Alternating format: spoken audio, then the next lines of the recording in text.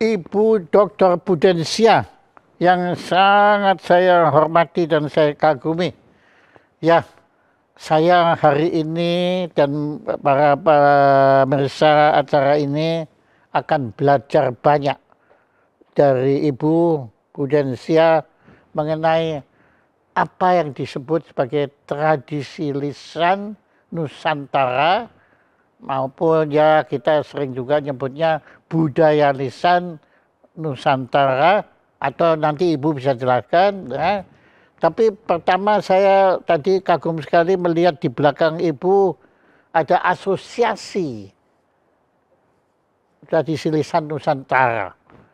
Nah, maka Ibu saya persilahkan waktu dan tempat kami serahkan kepada Ibu. Terima kasih. Terima kasih Pak Jaya atas undangan ini, luar biasa. Saya tidak mengira dan ini juga sebuah kehormatan untuk Asosiasi Tradisi Lisan. Assalamualaikum warahmatullahi wabarakatuh. Selamat siang, salam sejahtera, Om Swastiastu, Namo Buddhaya, Rahayu. Yang terhormat Pak Jaya dan semua pemirsa yang mengikuti acara ini. Pertama-tama saya justru ingin mengucapkan, saya boleh ya bercerita sedikit tentang sejarahnya Pak Jaya? Oh sangat boleh, Bu. Kita yang minta ini, begitu nggak mau kita paksa. Saya malah bingung ya kalau berhadapan sama Pak Jaya yang sudah luar biasa dan banyak pengalaman, jadi waktu diminta tradisi lisan, apa ya yang mau saya ceritain? Wah banyak sekali Bu. Jadi kita nggak ngerti apa-apa ini, silakan. Boleh saya mulai saja dari awal karena sekaligus merupakan komplimen gitu ya, cara rasa terima kasih penghargaan kepada orang-orang yang telah berjasa yang membuat saya akhirnya menekuni dunia ini dan kemudian juga bergabung bersama juga teman-teman yang lain di dalam asosiasi ini. Jadi awal mula sebetulnya terjadi tahun 90.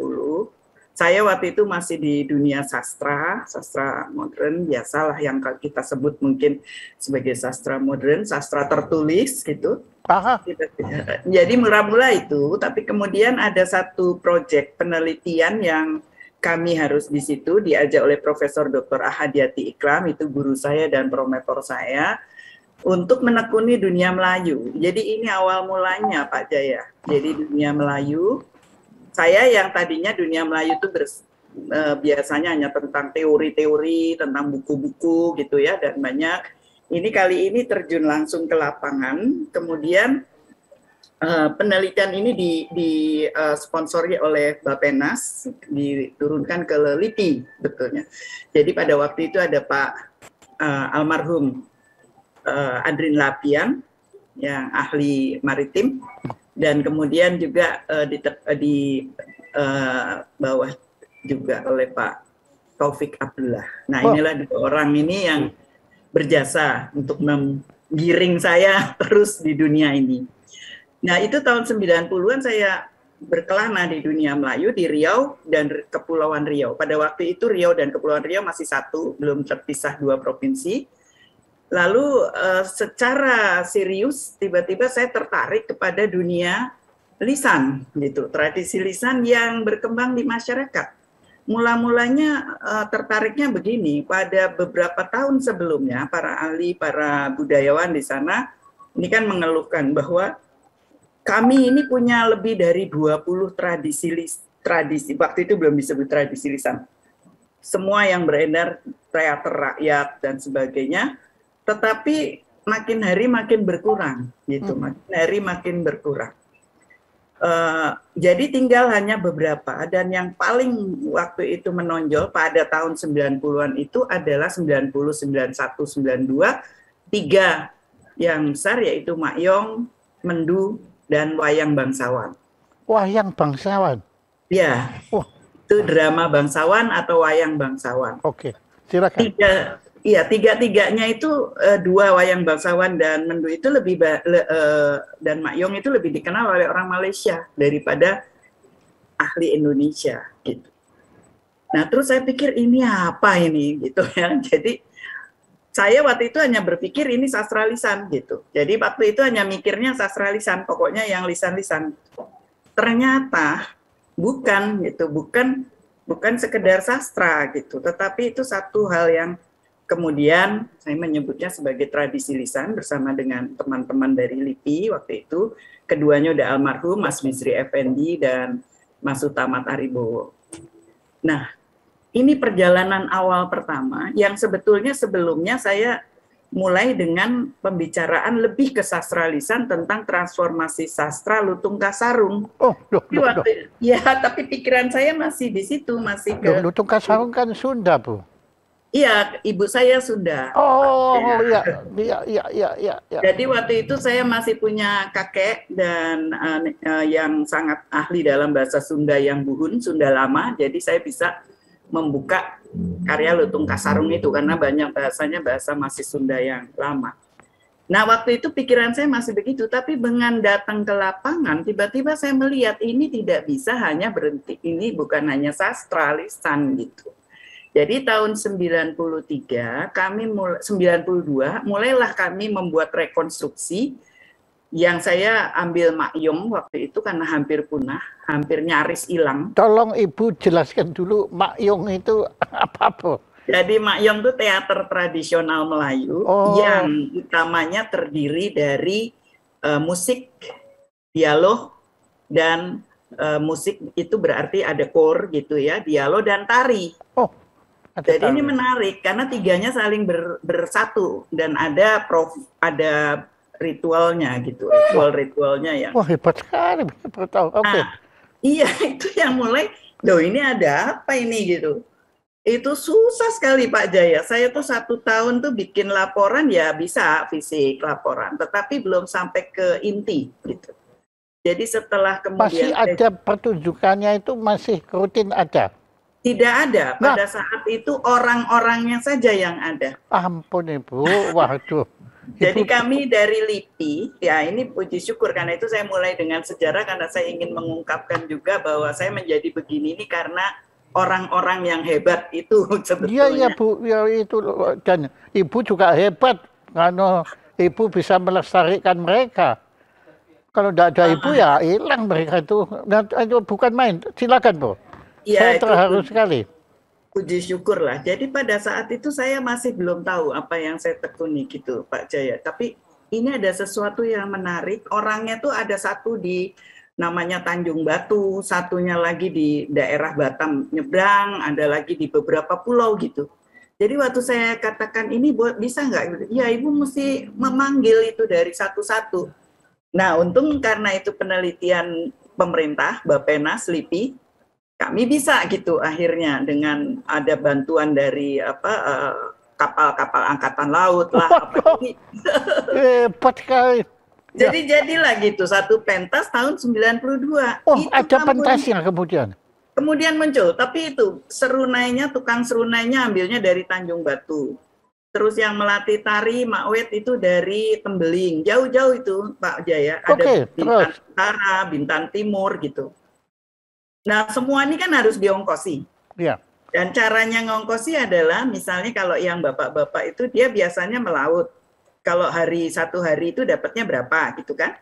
Jadi kalau kami minta untuk datang berarti kita hitung berapa hari. Kemudian ya tentu dilebihkan lalu diberi dulu uang di muka untuk dia tinggalkan untuk anak istri, ya keluarga. Jadi sistemnya gitu. Itu pertama kali saya tahu. Gila, wah indah sekali Bu. Tradisional. Indah sekali Bu. Wah itu harus dibikin film itu Bu, bagus sekali itu. Ya mudah-mudahan Pak Jaya ya kita bisa bersama. Terus Bu. Kemudian, kemudian pertunjukan pertama yang Ibu selenggarakan itu di mana? Di Mantang Arang namanya. Jadi satu pulau kecil tempat asal mula Makyong yang ada di Kepulauan Riau. Sebab Makyong ini asalnya dari Thailand Selatan, Pak Jaya. Jadi dari Thailand Selatan namanya Patani, daerah Melayu. Iya, Patani. Ya, waktu itu saya belum bisa ke sana karena ada ada aman tuh Bu. Iya, jadi hilang. Iya. Jadi mereka bilang nanti daripada ibu hilang jangan ke sana. Iya, katanya. jangan ibu mati nanti ke sana. Iya. Pada saat itu, tapi kemudiannya setelah tahun-tahun itu saya udah bolak-balik karena Ke Patani. kemudian iya ke Dan Patani betul Narasua. di sana ada akar dari Makyong ada di Patani. Ada Pak, bagus sekali, Waduh, bagus. wah. Kami berpentas bersama di Bangkok. Kami berpentas Makyong bersama 3 negara di Bangkok. Kalau saya boleh tahu lakonnya apa? Yang ibu pertama lakon. Pada waktu itu namanya yang lakon pertama adalah Asal Mula Bintang sebetulnya, tapi mereka menyebutnya sebagai apa namanya Raja Dewa Muda gitu. Wah, Jadi wah. Tapi ini panjang lah kalau ini. Tapi intinya nih Pak, bahwa dari situ mulai ada misterinya di dalam gitu. Jadi bukan sekedar tuturan, bukan sekedar sastra lisan, bukan sekedar teater rakyat gitu. Tapi ada pergulatan politik, sejarah, macam-macam gitu. Jadi kan dari Thailand Selatan mampir ke Kelantan di Malaysia, kemudian dari Malaysia orang-orang Makyong yang pengetua Makyong itu tadinya tinggalnya di Singapura, di Temasek. Jadi dia pergi ke Kelantan, belajar, pulang, kemudian ada persoalan politik pada saat itu mereka nyebrang sampai ke Mantang Arang, kemudian mendirikan itu, kemudian dari Mantang Arang nyebar kemana-mana gitu. Di Singapura masih ada juga Ibu? Singapura tidak ada, tidak berkembang. Okay. Tidak ada. Yang berkembang di Singapura wayang bangsawan ada. Ada. Tapi tidak besar. Yang banyak itu di Malaysia. Di kita banyak di daerah Dabo Lingga Singkep, Pak Jaya. Oke. Nah, kemudian itulah mulai saya berkenalan dengan apa yang namanya tradisi lisan. Dari situ saya lihat, oh ini bukan sastra lisan, bukan sekedar tetapi ini satu tradisi yang diturunkan dari satu generasi ke generasi melalui semua apapun yang non aksara. Nah ini, jadi kata kuncinya pokoknya tidak pakai aksara, itulah yang disebut non akar, non aksara. Oh, non aksara.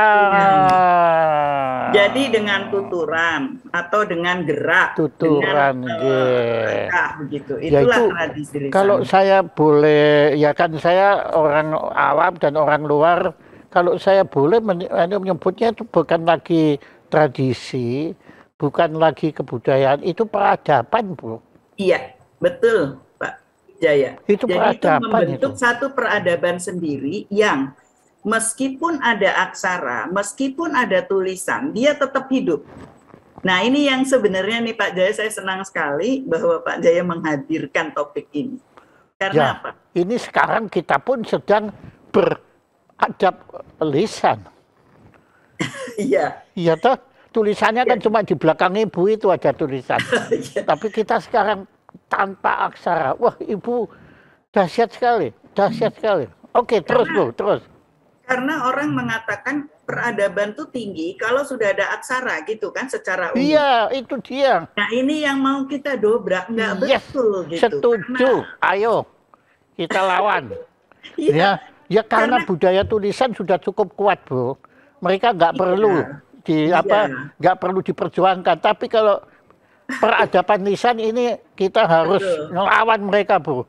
Karena itu terima kasih Pak Jaya. Oh iya itu sudah jelas Bu.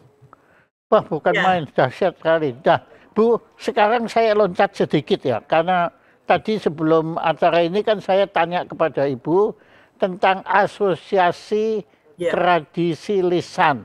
Monggo, Ibu tolong cerita tentang asosiasi tradisi lisan. Karena saya tertarik sekali, katanya di Belanda ada, di Italia ada. Wah ini keren. Ayo Bu, silakan. Ini mudah-mudahan teman dari Italia dan Belanda juga datang karena saya minta saya kirim dan mereka bilang mau ikut. Bukan main.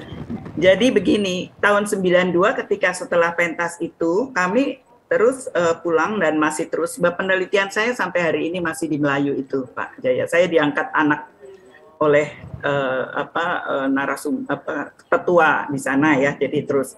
Nah, tahun 92 kemudian kita berlanjut tahun 93 di Taman Ismail Marzuki dengan dukungan luar biasa dari AT&T waktu itu Pak Jaya. Dan Lontar Foundation mengurusi festivalnya, kami mengurusi seminarnya, lalu bekerja sama, lalu dari situlah lahir setelah tanggal 9 sampai 11 Desember 1993 lahirlah yang namanya Asosiasi Tradisi Lisan ini. Jadi di situ lahir pada saat kita membuat seminar dari publikasi buku. Jadi kita mempublikasi buku waktu itu yang berupa dokumentasi sastra tradisi lisan, dibukukan, kemudian dipentaskan. Gitu, pentaskan. Jadi mulai dari ujung Aceh sampai ke Papua waktu itu datang ke tim. Dan itu dibiayai penuh oleh AT&T. Jadi luar biasa itu munculnya waktu itu masih Pak Yop Ave sebagai pariwisata. Mungkin Pak Jaya masih ingat-ingat waktu itu. Dan Pak Wardiman sebagai Menteri Pendidikan. Oke, kenal itu. Ya, jadi ini dukungannya luar biasa. Kemudian setelah itu kami mengukuhkan bahwa ini memang ada tradisi lisan itu 1993. Didukung 10 tahun oleh Ford Foundation, kami bergerak di bidang riset sebetulnya selama hampir 10 tahun, riset dan revitalisasi tradisi-tradisi yang hampir pupus gitu Pak Jaya. Nah, pendekatan awal kami waktu itu hanya baru 3, yaitu 1, kajian itu harus kajian ilmu pengetahuan. Jadi harus ada riset, ada diskusi, ada seminar. Kedua adalah harus ada pentas, jadi harus ada festival, itu pendekatan kedua.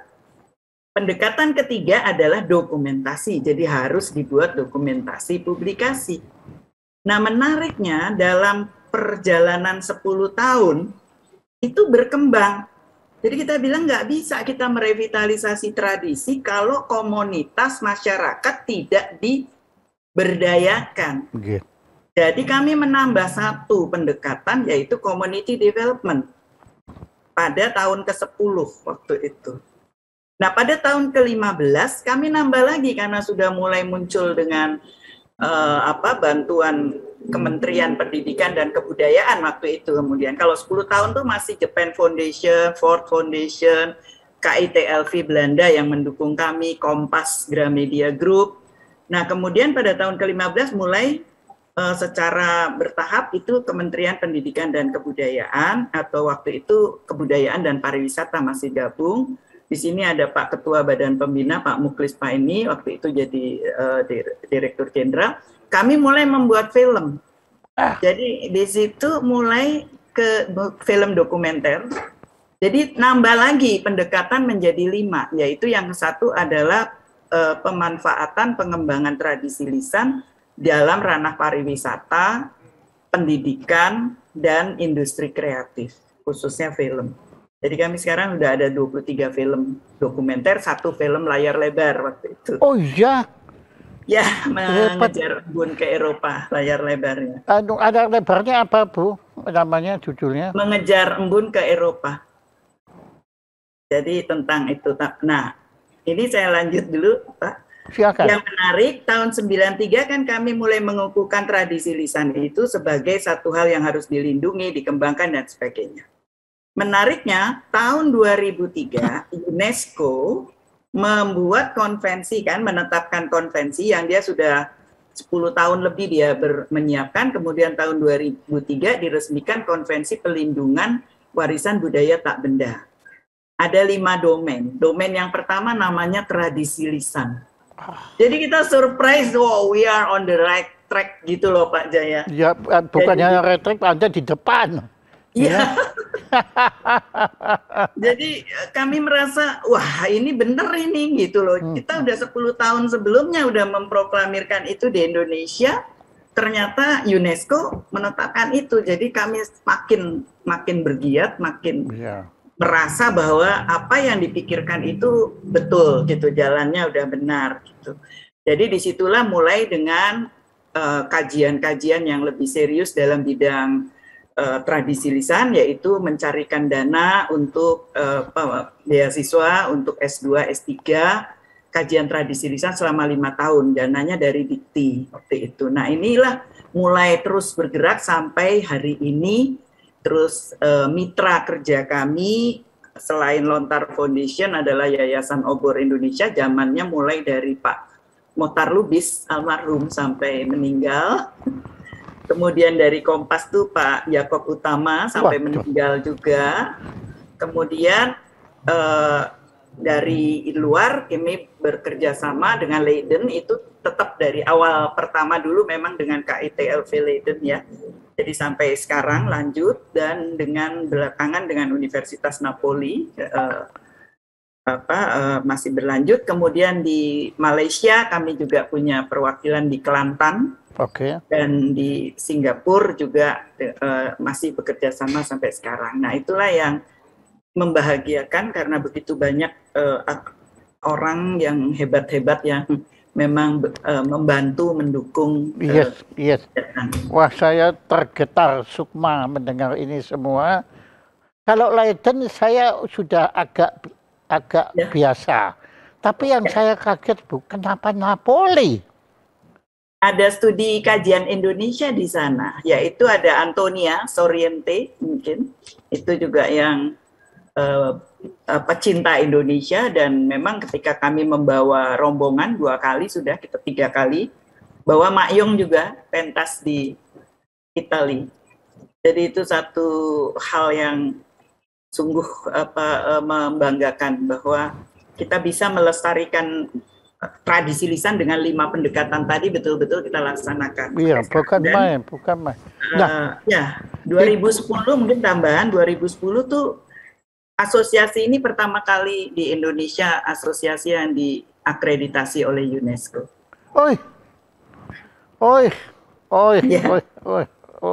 Wah, Ibu telah berbuat banyak sekali untuk peradaban lisan. Saya sekarang sudah saya berani pakai istilah peradaban lisan ini. Nah, barusan kan Ila Galigo kan diakui.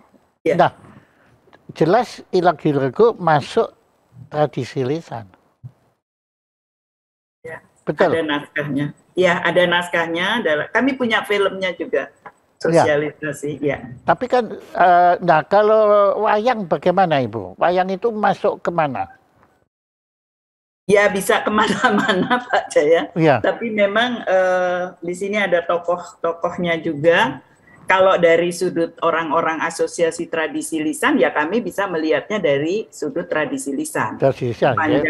Sepanjang pewarisannya, transmisinya memang disampaikan secara non aksara tadi, jadi secara lisan dengan segala macam. Silap juga demikian Pak Jaya. Silap betul itu, juga. Iya, karena tuturannya itu ya sebetulnya disampaikan, ditransmisikan dari guru besar ke murid-muridnya gitu. Kalau musik gamelan saya kira juga kan, dulu kan tidak ada aksaranya Bu. Iya betul. Dulu, dan selalu berubah kan Pak Jaya. Iya. Iya, notasinya nggak ada. Iya, gara-gara orang Belanda datang ke sini, mereka bilang musik harus pakai notasi, maka mereka dipaksakan ada.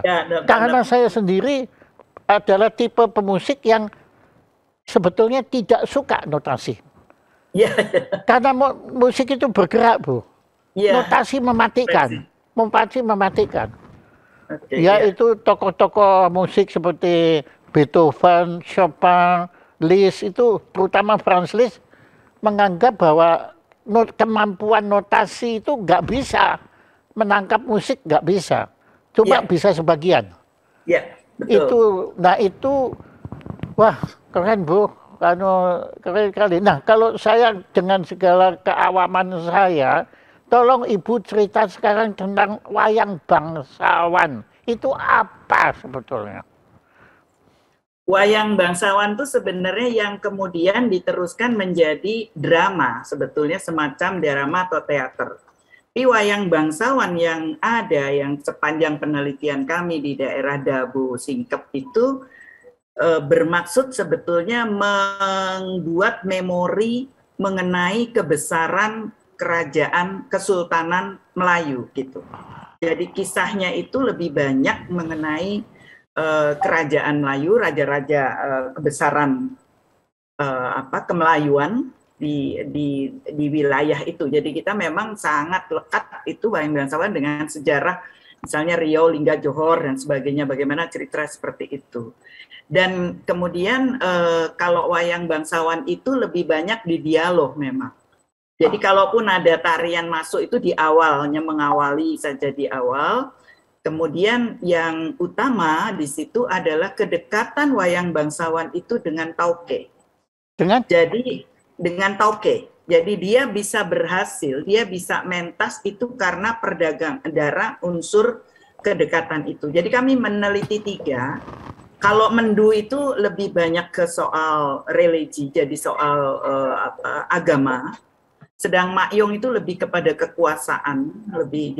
Jadi di sini saya ingin menyampaikan bahwa kalau kita belajar tradisi lisan itu sebetulnya bukan sekedar belajar tentang cerita, mitologi, dongeng, pentas seni begitu saja, tapi sebetulnya kaitannya jauh lebih luas gitu. Jadi mengenai lingkungan hidup, mengenai pengobatan, mengenai teknologi, mengenai sejarah, mengenai hubungan-hubungan sistem kognitif gitu dan macam-macam.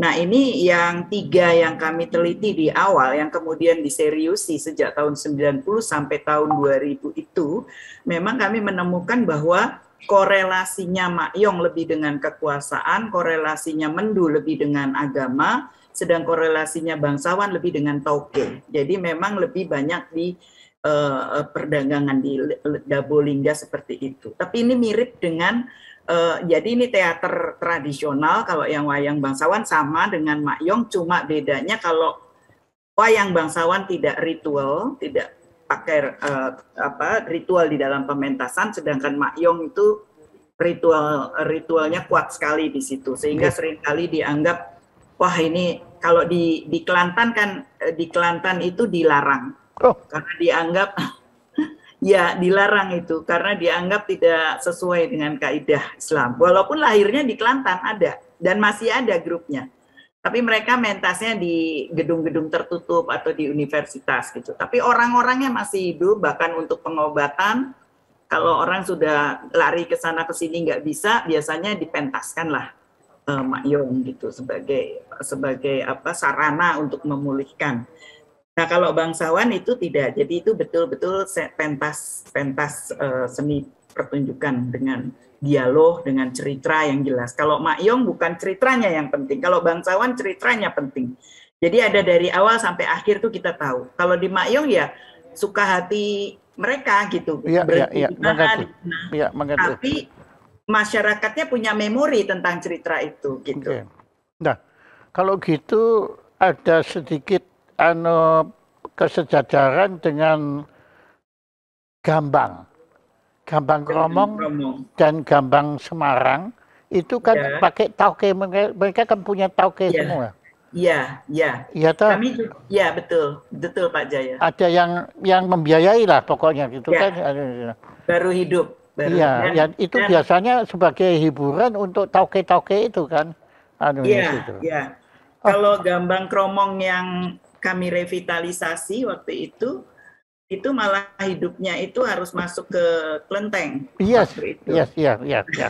Dia berhidup. Jadi artinya kalaupun dana revitalisasi dari Ford Foundation waktu itu hilang, kalau sudah dititipkan ke kelenteng ya kita berharap bisa hidup. Jadi itu penelitian revitalisasi. Bagus. Ya dan ya lenong segala itu ya. Kalau itu lebih ke rakyat ya, lenong itu kalau rakyat yang ingin hiburan, mereka yang tanggap begitu kan anunya. Iya. Ibu, waktu saya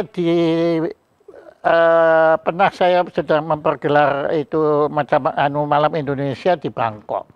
Iya. Kemudian saya terkejut sekali karena ternyata wayang Panji, kisah Panji itu di Thailand sangat populer. Iya. Nah itu bagaimana Ibu ceritanya kok bisa dan itu kan lisan ya Panji lisan ya betul ya. Ya. Silakan. Ya, Pak Jaya, ini yang tadi saya sampaikan bahwa kalau kita berkaitan dengan tradisi lisan ini sebenarnya berkaitan juga dengan soal-soal politis, kesejarahan, dan sebenarnya juga berkaitan dengan fungsi tertentu ketika dia muncul. Jadi misalnya Panji yang tadi Pak Jaya sampaikan, saya tahu waktu itu memang tampil setelah Mak Yong. Jadi sebelumnya waktu Panji muncul di sana tuh Mak Yong dari 3 negara tampil. Kemudian Panji juga dari beberapa negara tampil. Karena di situ ingin diperlihatkan bahwa adanya share heritage gitu ya. Adanya heritage, adanya kekayaan budaya yang perlu dikelola bersama, perlu dipreservasi dan dipelihara bersama antar negara. Jadi kita tidak justru digambarkan di situ bahwa geobudaya itu lebih kuat daripada geopolitik gitu. Geobudaya. Ya, okay. Jadi kalau sekarang kan politik mungkin secara geopolitik sudah 3 negara atau 4 negara, tapi sebetulnya geobudayanya tuh dulu 1. Jadi waktu itu kita tahu Panji sudah masuk sebagai Memory of the World. Disebutkan di situ memang berasal betul dari tanah kita, dari tanah Jawa Timur. Kemudian dia berjalan menyebar dalam berbagai bahasa yang lain, yaitu Melayu dan sebagainya, termasuk wayang Panjinya itu. Yes. Nah, di sini dari penelitian-penelitian para ahli kan nampak bahwa Panji itu muncul untuk keseimbangan Mahabharata Ramayana yang sudah lebih dulu ada masuk di Jawa. Yes. Jadi kita ya seperti wayang itu kan kita menghadirkan tokoh Semar misalnya sebagai kakaknya Betara Guru gitu ya. Kan begitu ya di Semarang. Nah, di wayang. Nah, ini juga di dalam Panji kita menghadirkan bahwa ada cerita asli Indonesia yang memang bisa mengimbangin itu. Nah, ini satu. Yang berikutnya adalah bahwa itu semacam resistensi dari produk Indonesia, resistensi Indonesia, atau dalam dulu belum ada Indonesia, tapi resistensi masyarakat komunitas pemilik itu terhadap budaya yang datang dari luar.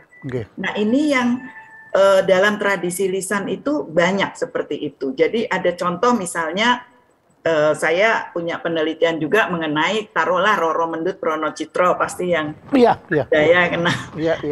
Itu resistensi Pati. Pati kan menurut cerita sejarahnya kan Pati dan Mataram sebetulnya seimbang. Karena yang Mataram adalah Sultan Agung yang sebetulnya putra Ki Gede Pemanahan, dia bersaudara seperguruan dengan Penjawi kan. Lalu mempunyai putra Pragolo, Adipati Pati. Nah, ini tapi di dalam cerita kemudian muncul dalam Roro Mendut Pronocitro, bagaimana memunculkan kemudian semacam kisah seakan-akan kisah cinta gitu ya. Tapi sebetulnya itu kan bentukan kalau tradisi lisan lebih bebas. Kalau kita mau menentang negara dalam tradisi lisan nggak ada dikejar-kejar gitu kan. Tapi kalau ditulis kan pasti ketahuan. Nah, ini salah satu resistensi, bentuk resistensi gitu. Jadi wah, saya nanti anjurkan supaya teman-teman yang suka ngeritik pemerintah ini supaya nggak ditangkap polisi, mereka lisan aja dengan tulisan.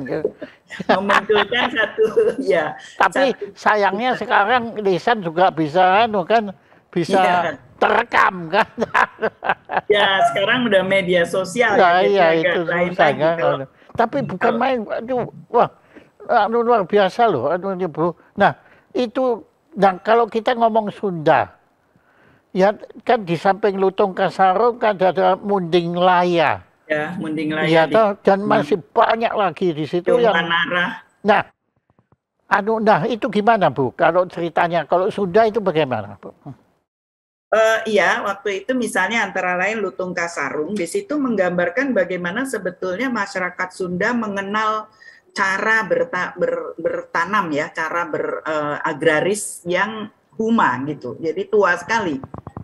Nah, ini yang salah satu peran dari tradisi lisan yang lain, yaitu menjaga lingkungan sebetulnya. Jadi kalau di sana misalnya di dalam cerita-cerita Sunda itu menggambarkan bagaimana dewa-dewa Sunan Ambu yang ada di Buana yang di langit itu melakukan hubungan yang sangat baik dengan manusia yang ada di Buana Pancatengah.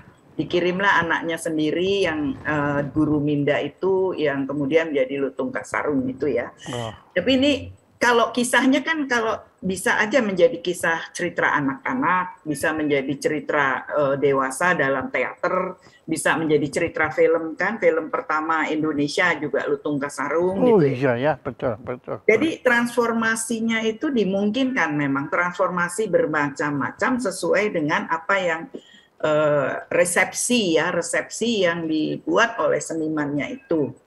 Nah, yang berkaitan dengan tradisi lisan yang kami amati adalah bahwa kita seringkali tidak melihat keunggulan tradisi lisan sebagai warisan budaya tak benda ini yang memang tidak hanya berisi kearifan lokal gitu. Orang-orang seringkali hanya berhenti di oh ya ini banyak kearifan lokal, ini berharga sekali gitu, selesai. Tapi sebetulnya dia membuka sesuatu mengenai pengetahuan-pengetahuan tradisional yang menuju ke sekarang. Tadi Pak Jaya menyebut misalnya Lagaligo, ya bagaimana manusia pertama Bugis. Di sini ada Pak Muklis Paini sebetulnya yang kita.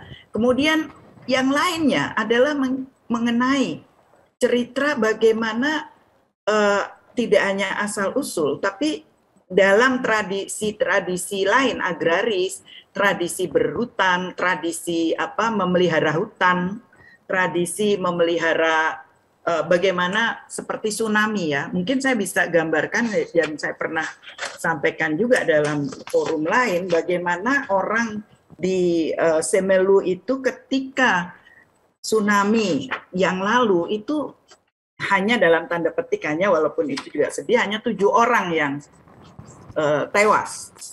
Yang lainnya itu selamat. Itu hanya karena mereka memelihara memori kolektif dari orang leluhurnya mengenai tradisi gitu. Nah, ini banyak sekali juga bagaimana masyarakat Dayak Kanayan misalnya membuka huma, membuka hutan untuk membuat lahan pertanian atau lahan yang lain ya, yang disebut tradisi Kendayan disebut nataki. Dia membakar hutan tetapi mempunyai cara sendiri sehingga tidak terjadi kebakaran. Dia membuat garis-garis api, jadi ada batas garis api yang bisa terhindar lah, orang nggak ada kebakaran hutan seperti yang kita alamikan. Ya, nah itu tradisi juga di masyarakat Gayo misalnya di Tapak Tuan ya, bagaimana orang membuat rumah gitu, membuat unsur rumah-rumah tradisi yang memang tidak yang tahan gempa gitu. Ini kan teknologi tradisional yang bersatu dengan kearifan lokal mereka, mitologi mereka, religi mereka gitu. Kemudian juga misalnya contoh yang lain itu bisa dilihat dalam misalnya tradisi subak. Ini juga sudah di subak, betul. Subak sudah diterima UNESCO. Iya, betul. Itu kan ada Trihita Karana. Nah, tapi sedihnya ini sekarang agak perlu perhatian khusus gitu. Kalau di Filipina itu ada tradisi Ifugao yang mirip dengan subak, tapi mereka berhasil sekali membuat Ifugao yang ditetapkan juga oleh UNESCO menjadi materi pendidikan untuk anak-anak dan juga materi untuk kunjungan pariwisatanya hebat. Jadi Ifugao itu seakan-akan merasuk ke semua anak-anak di sana. Nah, sedangkan kita subak ini perlu perhatian khusus gitu karena memang bagaimana caranya untuk memelihara ini. Jadi jangan sampai kan kalau sekarang ada indeks pemajuan kebudayaan, ini menjadi warisan budaya tetapi masyarakatnya ketinggalan gitu ya, misalnya gitu ya. Ini Nah, mungkin boleh saya berikan jumlah-jumlah ya Pak Jaya. Silakan. Untuk perhatian kita semua. Warisan budaya benda dan alam di dunia itu yang tertinggi adalah Italia yang ditetapkan oleh UNESCO. Ada 55 buah. Diikuti oleh Cina, oleh Spanyol 48 dan kemudian Cina, Jerman, Prancis. Indonesia kita punyanya 8, Pak Jaya. Negeri yang sebesar kita, ribuan pulau, dengan 700-an bahasa, ribuan etnis, dan tradisi seperti apa yang ada. Nah, untuk warisan budaya tak benda memang kita banyak. Nah, ini sebenarnya yang harus kita gulingkan terus, bagaimana ini orang-orang anak muda dan semua menghargai gitu warisan budaya. Tetapi kita masih kalah dengan Cina. Cina itu mempunyai 25 yang sudah ditetapkan UNESCO, Jepang punya 16, Iran punya 10, kita 8. Mudah-mudahan bertambah lagi. Nah, ini data-data ini kan menarik untuk dilihat. Apakah anak-anak kita tahu gitu berapa banyak dan apa sih yang sebenarnya dihargai UNESCO dan sudah sampai di sana, dan yang masih meskipun belum dihargai UNESCO tapi menjadi kekayaan kita. Iya. Ada 1.283 yang sudah ditetapkan. Iya. Itu Pak Jaya ini. Iya itu, dan baru minggu lalu kan Hari Batik. Ya. Itu bagus sekali, ada beberapa pemecahan rekor melalui MURI itu untuk melestarikan batik ini dengan melibatkan masyarakat. Jadi bukan lagi di atas tapi betul ke bawah gitu yang situ. Dan menurut saya, nah kalau Baduy bagaimana, Bu?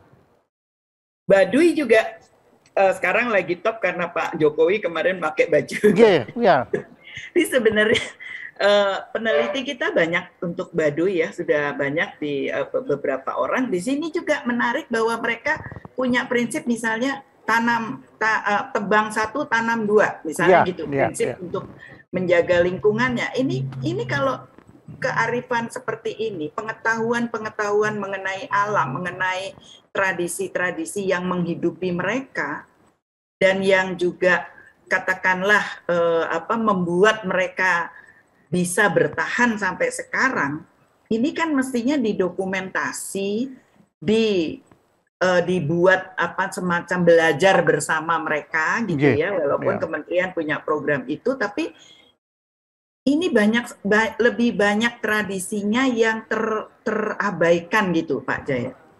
Jadi dibanding dengan peneliti yang ada. Jadi kalau mohon maaf saya bukan ingin mengecilkan peneliti Indonesia, tetapi beberapa peneliti asing itu kalau sudah tertarik itu kan bisa tahunan, 10 tahun, 20 tahun gitu kan. Misalnya Stephanie Morgan gitu di Kalimantan Barat 20 tahun lebih. Dana Rapaport di Toraja 17 tahunan lebih. Kemudian yang kita masih selalu buat untuk Sulawesi Selatan Pelras misalnya. Kemudian yang sekarang Philip Jampolsky keliling Indonesia masih dilakukan sampai usia sudah tua. Nah, untuk Indonesia memang kita punya banyak kendala ya, banyak kendala teknis gitu. Ada 2 yang kendala teknis kita ya waktu, ya dana, ya teknis gitu untuk melakukan riset yang sangat berkesinambungan gitu. Artinya dia tidak hanya riset hit and run gitu ya. Maksudnya dia melakukan riset, nulis terus tinggal gitu. Sustainable. Kalau Bung Dani di sini ada, dia motret. Nah, itu tapi kan juga menghidupi masyarakatnya gitu. Bagaimana masyarakat bisa melangsungkan tradisi-tradisinya yang hidup itu gitu loh Pak Jaya. Yes. Yang komitmen kita dan komitmen mungkin dalam tanda petik ya dengan segala keterbatasan ini yang belum sampai.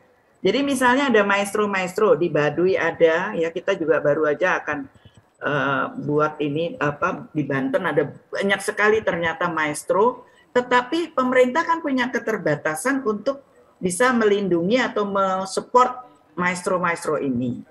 Nah, ini sebenarnya perlu semua pihak nih bagaimana supaya maestro ini jangan sampai meninggal tapi belum mewariskan, yang lainnya belum tahu. Nah, tidak hanya mewariskan tapi kan bagaimana membuat itu menjadi satu kekayaan bangsa gitu. Semua rakyat tuh tahu. Kenapa anak-anak kita lebih tahu misalnya mohon maaf tentang musik Korea gitu ya Pak Jaya. Iya. Daripada musiknya sendiri betul, gitu yang Pak Jaya katakan. kita taunya do re mi fa sol, tetapi notasi pelok selendro misalnya mungkin nggak dikenal gitu ya. Enggak, malah kalau dianggap ketinggalan zaman. Ya, iya itu. Padahal di dunia diakui sekali bahkan. Kalau saya main musik, kalau itu pakai do re mi fa sol nggak dianggap. Tapi kalau saya main selendro pelok, kaget mereka. Dan mereka tertarik, Bu. Situ Pak Jaya juga bawa kan wayang kemana-mana juga pentas. Itu.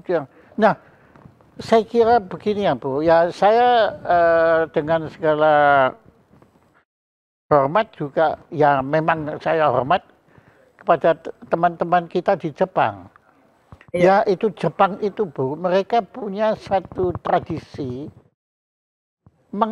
mengasetkan maestro-maestro itu sebagai perbendaharaan, treasure, sebagai treasure nusa dan bangsa. Ya, ada yang bikin ikebana, yang bikin katana, ya atau bikin apa itu yang gunting origami, ya. Nah, ke Indonesia ini, saya sebetulnya sudah sangat berterima kasih kepada Dirjen Kebudayaan yang sudah tadi 1000 berapa, Bu? 983. 1083 itu bagus sekali. Jadi kita tidak tunggu UNESCO, tapi kita akui bangsa kita sendiri. Nah, kemudian, celakanya sekarang UNESCO ini harus antri itu, Bu. Ya, kalau bisa kita sekalian masukkan 100 gitu aja kan. Tapi kan harus antri kan itu. Tapi saya gembira sekali kemarin kan pantun masuk ya. Ini ATL yang inisiasi juga. Nah, saya dengar jadi banyak nama-nama besar Ibu sebut yang ada sekarang ikut menyaksikan ini. Mungkin ada yang mau memberi komentar, silakan. Oke. Selamat siang. Saya Dani Tumblaka, terima kasih kesempatannya. Ibu Teti, salam hormat. Bu Teti, tadi saya sangat tergerak dan terpicu kembali untuk mulai menyentuh beberapa lini budaya atau tradisi yang ada di Indonesia. Coba tadi ada yang menggelitik lebih jauh lagi tentang betapa sering tidak terungkap atau tidak tersentuhnya maestro tradisi yang ada di Indonesia. Kalau saya perhatikan dari tahun saya motret untuk Pak Yop Ave itu 4 tahun, itu saya perhatikan banyak sekali yang entah mengapa sebetulnya begini. Jadi mohon maaf, mungkin saya salah, tapi dari setiap pembicaraan, pertemuan, pengolahan data dan sebagainya itu akhirnya kok memang yang terpilih itu yang dalam tanda petik layak dijual.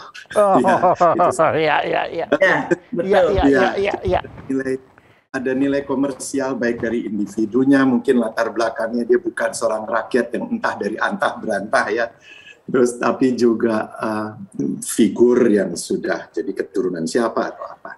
Nah, lalu juga di samping itu memang Indonesia itu sangat kaya.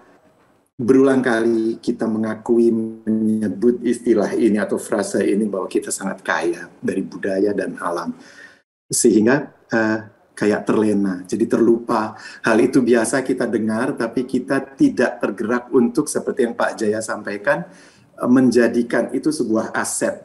Tidak usah mungkin aset nasional yang kayaknya kok jenjangnya sedemikian jauh ya, walaupun Pak Hilmar sekarang juga termasuk yang berkenan untuk menyentuh sampai ke pelosok-pelosok ya. Kalau saya perhatikan ada beberapa perubahan cukup mendasar. Nah, jadi memang karena sangat banyak dan sebagainya, tapi sejak saya mencoba mengolah ada satu repositori sejarah lokal di Barus, itu saya dapati kenyataan yang sebetulnya juga menyedihkan untuk saya. Banyak juga orang-orang di daerah Barus itu yang memang dia tahu sejarahnya itu besar, sejarahnya itu panjang, tradisinya banyak, melting pot dari berbagai tradisi maupun budaya. Tapi that's it, cukup sampai di situ, belum sampai tergerak untuk bisa mengangkat atau apa ya, kayak mempreserve, melestarikan, atau bahkan mereka meneliti, menyentuh sejarah tradisi budaya mereka sendiri, lalu mereka mengemasnya dengan sederhana tapi juga dipublikasikan gitu mengembangkan. Iya. Nah, Bu Teti, Saya secara resmi menyampaikan di sini, disaksikan Pak Jaya Suprana, kalau Bu Teti merasa saya bisa mendukung Bu Teti, kabari saya. Wah, Ya, ada waktu dan tempat yang cocok, jadwal cocok, kita coba susun. Apa yang saya bisa lakukan, saya akan lakukan. Bu Teti udah kenal saya lumayan, gitu ya, udah lihat saya bagaimana kita sampai jarang bertemu pandemi ini.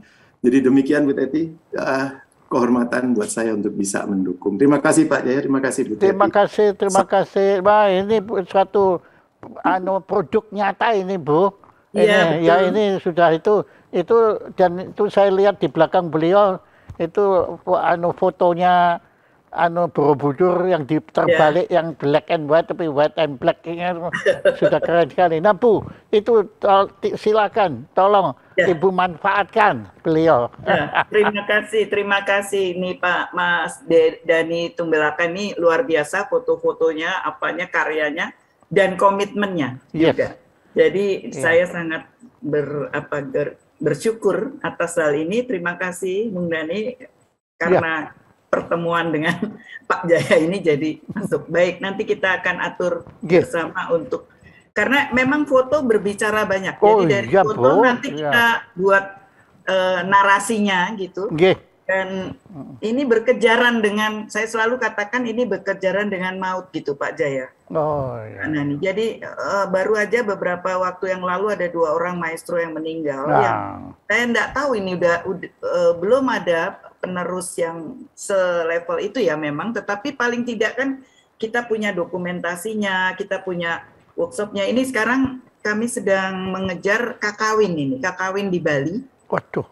Jadi tadinya kan di negara Kertagama itu tadinya di Jawa Timur udah habis gitu, nggak ada bekasnya, hampir nggak ada untuk membaca kakawin, adanya di Bali. Nah ini mau dikejar supaya masih bisa lah kita membuat dokumentasinya dan mudah-mudahan bisa masuk ke sekolah dan ada sekolah-sekolah budaya gitu ya, mumpung sekarang ada kampus Merdeka gitu Pak Jaya, bisa kita sama-sama mikir bagaimana supaya bergerak di berbagai daerah yang tidak hanya di kota tapi justru sampai ke desa-desa gitu ya, bagaimana mereka bahkan di kota kampung-kampungnya itu Bu yang harus betul. Kemarin ada satu pernyataan dari Gubernur Jakarta yang menyatakan kampung harus dilindungi.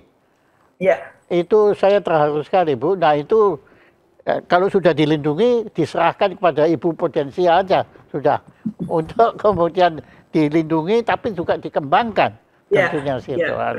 Wah hebat sekali. Waktu yang membatasi, kalau bisa kita semalam suntuk seperti wayang kulit ya, cuma waktu yang membatasi. Nah tolong apa yang belum saya tanyakan karena keterbatasan pengetahuan saya, tapi menurut Ibu perlu sekali kita ketahui. Silakan Ibu sebagai penutup. Silakan. Terima kasih Pak Jaya. Jadi sebenarnya yang sangat penting mungkin yang perlu disampaikan di sini adalah bahwa tradisi lisan itu adalah warisan budaya. Warisan budaya tak benda yang memang sangat penting untuk pembentukan, tidak hanya untuk pembentukan karakter, identitas, tapi juga pemertahanan bangsa dan negara. Dan membentuk tadi peradaban mengenai Indonesia seperti apa. Karena yang akan bertahan, yang bisa bertahan, dan yang dilihat seperti UNESCO katakan kita ini adalah negara adikuasa dalam bidang budaya, superpower gitu. Itu betul sekali. Hanya saja orang-orangnya tidak menyadari bahwa itu kekayaan yang sangat luar biasa. Jadi lebih banyak pada wacana gitu, wacana ya kita kaya, kita ini, tetapi bagaimana gitu? Apakah mau mempelajari itu secara komitmen dengan komitmen yang tinggi, berkesinambungan terus gitu ya? Nah itu kan seringkali hanya di wacana ya kita kaya, kita melindungi, kita buat itu. Yang kedua seringkali hanya sampai di pentas gitu. Jadi kalau namanya budaya, namanya tradisi itu ya pentas-pentas itu saja. Padahal lebih jauh seperti tadi saya sampaikan itu tentang teknologi, pinisi misalnya yang sudah masuk ke UNESCO juga. Itu kan teknologi tua pembuatan kapal, bagaimana kemudian subak tadi Trihita Karana dan bagaimana sistem agraris yang ada di satu tempat. Dan banyak hal lain lagi yang terkandung di dalam apa yang disebut warisan budaya tak benda yang begitu luar biasa. Jadi ini yang belum gitu, yang belum disadari. Yang ketiga adalah penelitian, dan tidak hanya berhenti di penelitian sebetulnya, tetapi pemberdayaan masyarakat, bahwa masyarakat itu bisa menjaga tradisi itu tidak harus jadi jadul, tidak harus jadi bagian masa lalu, sebab tradisi itu ya ada pada masa sekarang dan bisa menambah kesejahteraan gitu. Nah ini yang seringkali lupa gitu, bahwa sebetulnya bisa gitu. Ini apa, tidak hanya hanya berpentas atau hanya menulis, tapi terus tidak sejahtera gitu. Jadi ini sebetulnya sama, bisa demikian. Kemudian bahwa tradisi lisan ini sebagai warisan budaya tak benda itu memang tidak hanya dilindungi tetapi juga dikembangkan. Itu perlu dan dimanfaatkan. Kemudian orang-orangnya itu memang perlu ada pembinaan dalam arti pendampingan supaya mereka tetap berdaya. Disinilah pentingnya adanya sekolah-sekolah tradisi yang memang memberdayakan, tidak hanya mereka mentas, manggung, membuat craftsmanship, tetapi juga lebih jauh bahwa mereka menghayati ini adalah merupakan jati diri peradaban Indonesia yang luar biasa. Terima kasih. Menurut saya Ibu de facto adalah Menteri Kebudayaan. Itu Pak Jaya itu yang. Itu saya yang mengangkat dan saya yang bertanggung jawab. Walaupun saya bukan presiden. Ya, karena apa yang Ibu utarakan bagus sekali, indah sekali. It's very, very beautiful, dan perlu kami laporkan teman-teman kita di matematika itu akan mempersiapkan simposium matematika Nusantara.